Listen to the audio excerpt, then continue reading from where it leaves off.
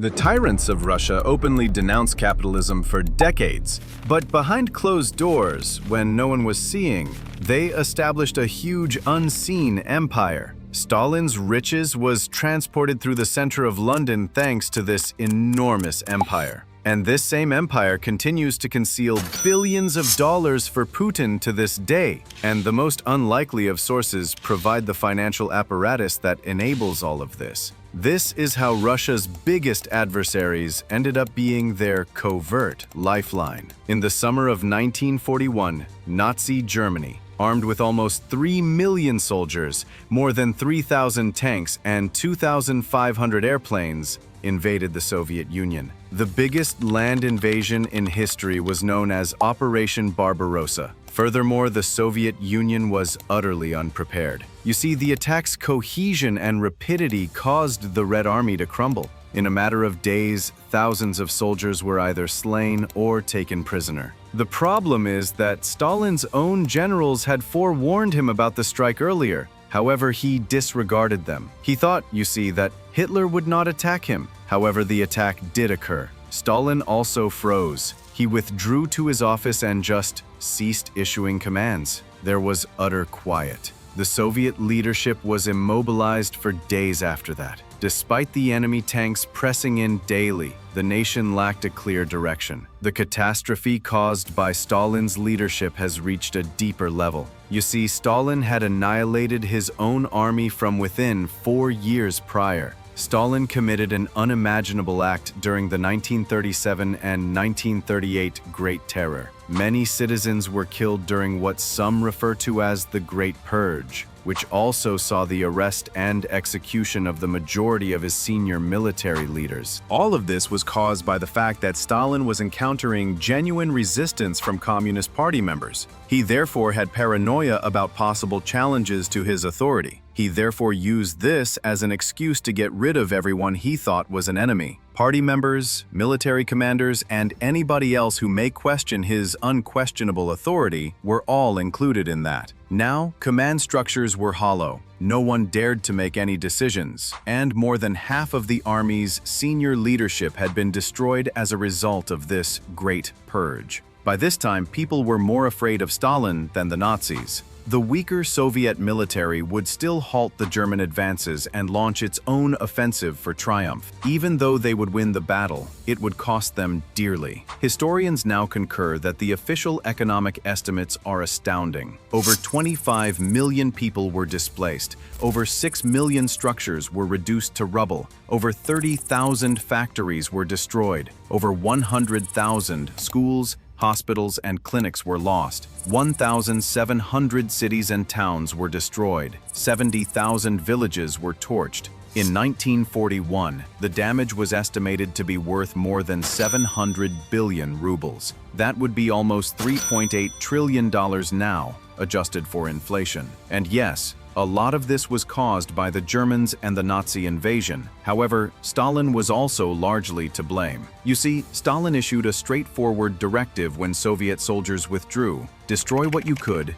evacuate what you could. To slow down the Germans, vast regions were burnt. Industries and bridges were exploding, and even their own defenders lit the towns on fire. The problem is that Stalin emerged from the fire far more resilient than before. He tightened his hold and rebuilt his empire according to his own rules, you see. The Soviet army seized everything from the nations they now controlled under his new directives. You name it: factories, railroad carriages, livestock, artwork, machinery, etc. In Eastern Europe, entire industrial plants were disassembled and returned to the USSR. Stalin also exerted pressure on the West during this period for his own gain. At the time, the United States had a policy known as Lend-Lease, under which it would supply war materials. Allies received supplies, including food, guns, and other items, without asking for payment right away. In order to aid Stalin's government in his fight against the Nazis, the Allies had flooded in trucks, fuel, food, ammunition, and supplies everywhere. You see,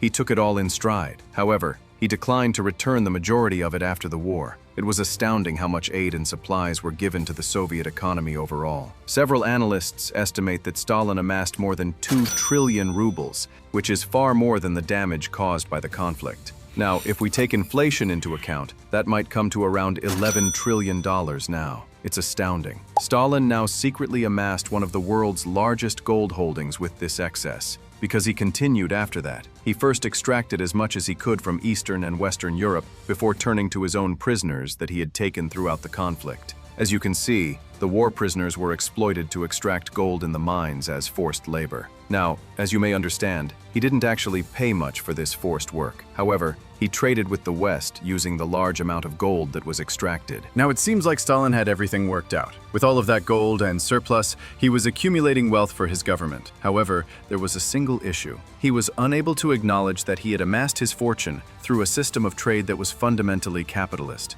He therefore needed to figure out how to conceal from his supporters his reliance on the West. He established a financial shadow network in order to make this work. In the West, it started with 3 small, unremarkable banks. They were the Bank Russo-Iran in Tehran, the Eurobank in Paris, and the Moscow Narodny Bank in London. On paper, they all appeared to be standard financial institutions. In actuality, however, they assisted Stalin in purchasing technology, moving gold, and hiding money overseas. Every book. The Kremlin had these secret accounts, you see. They established shell businesses. You see, it was not appropriate to openly embrace capitalism finance. I think that's quite clear. In private, however, they realized that maintaining that power was crucial. Unsurprisingly, the Western banks simply cooperated. Now that the USSR possessed gold, they had faith in it, and plenty of it. Outside of Fort Knox, the Soviet Union possessed the most gold reserves. For Western capitalists, it was essentially a good investment. They were trustworthy, creditworthy,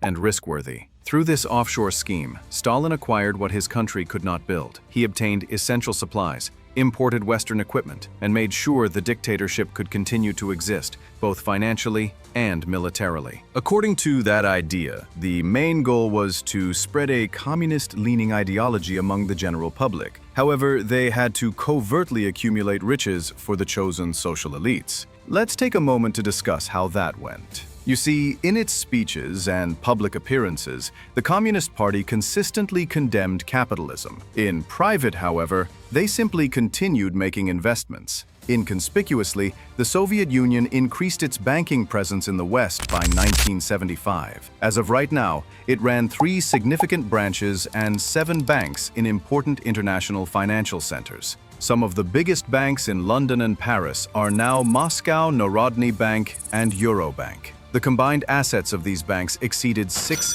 billion, and the true goal was to move billions more from the USSR to the West, and vice versa. The USSR and its allies were able to access Western money markets with the aid of these organizations. By 1975, this network was contributing to the syndicated loan raising of billions of dollars. The USSR and Eastern Europe received half of it, while Cuba and Yugoslavia received the remaining portion, and it was all hidden from the public. These banks were profit centers rather than merely conduits for money. Additionally, they consistently produced results for the Soviet leadership. They used shell corporations to transfer money and sold Soviet gold covertly. They protected transactions in a way that was unprecedented even for Western institutions. But let's not forget, shall we? This was all taking place during the Cold War. Despite their banks' covert cooperation, the governments of the West and the Soviet Union were in competition with one another. They drew deposits at prime rates, the same rates as Western giants did, for this reason. They gave commercial insights to the communist bloc. They provided data on international trade, trends, costs, and logistics. In order to help the Soviets identify whom they might trust and whom they could exert pressure on, they also acquired credit profiles of Western businesses. Ironically, the trust they established was so great that some governments in Western Europe even started providing Soviet blocs with a sizable credit line. Since Western countries saw this as a means to increase their own exports, politics now took a backseat to profit. The fact that Western banks began making investments inside the USSR itself is even more unexpected. As all of this was going on, Washington, D.C. was beginning to worry. The Soviet military buildup was essentially financed by hard currency loans from the West that were processed through these Soviet banks, according to a CIA report that was declassified. A new class of insiders, known as the oligarchs, received a large portion of it. Now, none of this occurred in a vacuum. Do you recall the close connections between the financial elites at the Kremlin and the Western banks? As it happens, they went above and beyond to genuinely assist these elites. This ambitious strategy was supported by Wall Street economists, U.S. officials, and the International Monetary Fund, or IMF. It was known as shock treatment. In essence, it was a plan to shock Russia into adopting capitalism by quickly releasing market forces in order to shock the old Soviet regime. As a result, Russia was instructed to abandon state control, embrace privatization, and open its markets immediately. However, what transpired was the biggest transfer of public property to private ownership ever documented. The Russian government began its first round of privatization in 1992. It distributed 148 million vouchers to the populace. These could be used to purchase stock in businesses that were once owned by the state. Theoretically, it sounded rather equitable. In actuality, however, it favored the former Soviet banking elite. By the time privatization started, banks were already held by a number of future oligarchs, and they had the money to purchase millions of these certificates at extremely low prices. Common Russians were in dire need of food, medication, and other essentials. They simply exchanged their tickets for scraps. Thus, TV networks, mines, oil fields, and industries were purchased by the connected elites. Once more, Western banks and credit organizations were involved in the coordination of this. In essence, they transferred money and concealed their wealth in foreign accounts. While the Russian economy burned and common people suffered, they opened the doors to international markets. These new oligarchs desired greater authority. They now looked at the industries that were still under government control. They plotted something darker. While their crooked cronies were in control, a second plan. They dubbed it loans for shares this time. The concept was also straightforward. The Yeltsin administration would receive billions of dollars in loans from a handful of extremely rich insiders. Just to refresh your recollection, the first president of what is now Russia was Boris Nikolaevich Yeltsin. In 1991, he took his seat. In any case, these rich people would be given temporary control over significant state-owned businesses, such as those involved in metals, oil, and gas, in exchange. Now, the oligarchs would ultimately keep the assets, when the government would unavoidably default on these loans. In the end, Russia's crown jewels, these massive oil companies, metal empires, and banks, were all sold to insiders, many of whom had previously been part of the old Communist Party leadership, for pennies on the dollar. In a matter of months, it appeared to the general public that Russia was failing. The democracy was in decline. However, in practice, the old guard remained in charge, although under a new framework, one that was more difficult to remove and more predatory. Around 1999, they encountered a new issue as people began to become restless. Yeltsin's popularity had fallen, and the economy was in a precarious state. In order to save their reputation and let someone else to bear the brunt of the criticism, Yeltsin and his inner circle required a smooth exit. They therefore looked to this obscure former KGB member from St. Petersburg, someone who was quiet, devoted, timid, and easily manipulated. This individual, Vladimir Putin,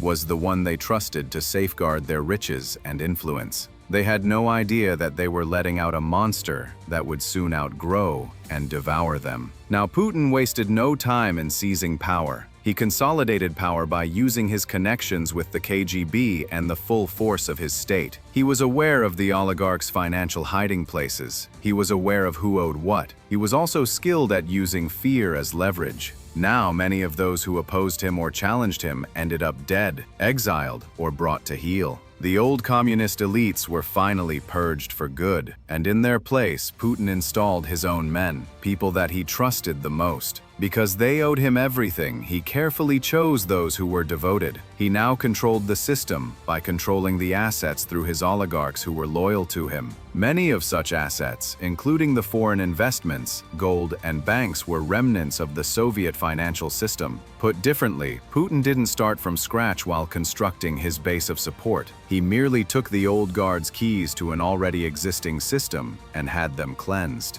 Many people now assert that Putin's personal fortune is in the region of $200 billion.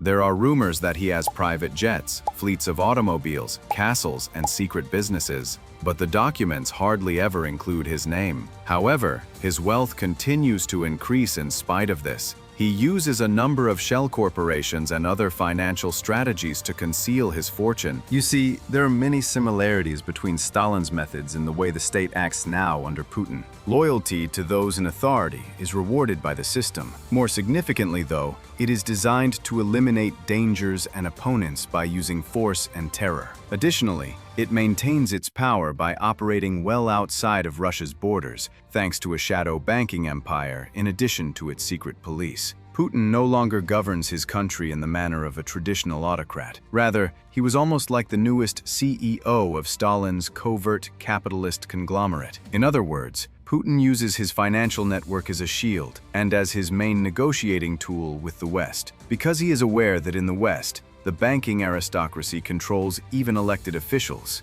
In 2022, you'll see how this transpired. Western governments pledged a crackdown immediately following Russia's invasion of Ukraine. You mean things like economic warfare, asset freezes, and sanctions? And it's true that, at least temporarily, some of those financial measures did harm Russia. Russia's currency hasn't crashed yet, and there have been significant financial transactions. In actuality, despite their desire, the majority of Western banks have found it difficult to exit Russia. Some made no attempt at all, because Putin's financial controls and covert financial empire give him enormous leverage. As you can see, Putin's Western crackdowns effectively made it extremely difficult for foreign businesses to leave the country, even if they so desired. He passed this bill with the intention of sabotaging sales and enabling business people with ties to the Kremlin to sabotage transactions. Therefore, the only way those who were able to leave did so was by submitting to Putin and his allies.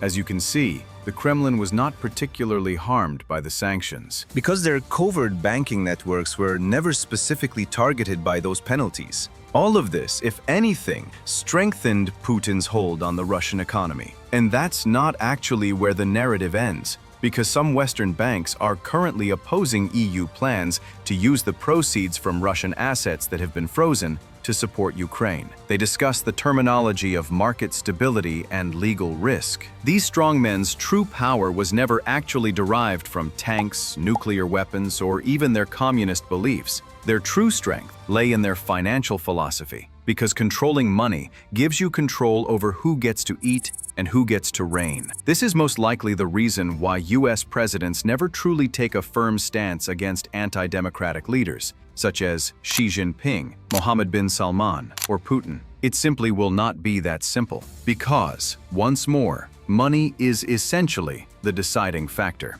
If you like the video, don't forget to like it and subscribe to the channel. I appreciate you watching, and I hope to see you at the next one.